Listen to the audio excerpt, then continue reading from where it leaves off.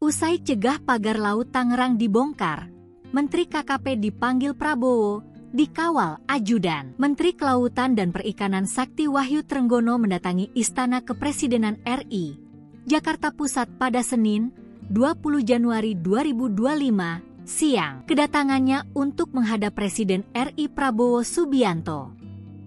Trenggono datang memakai mobil dinasnya di tengah guyuran hujan. Mengutip tribunnews.com, ia terlihat berjalan masuk ke dalam kompleks istana didampingi ajudannya. Namun, Trenggono enggan menjelaskan perihal kedatangannya menemui Presiden Prabowo, termasuk apakah kedatangannya membahas pembongkaran pagar laut di Kabupaten Tangerang dan daerah lainnya. Namun, sebelum ini, Trenggono memang sempat melakukan pertemuan dengan Kepala Staf Angkatan Laut, KSAL, Laksamana TNI Muhammad Ali. Di sana, keduanya sepakat untuk melakukan pembongkaran pagar laut di Tangerang, Banten. Hal itu diketahui dalam unggahan akun Instagram pribadinya, @Trenggono.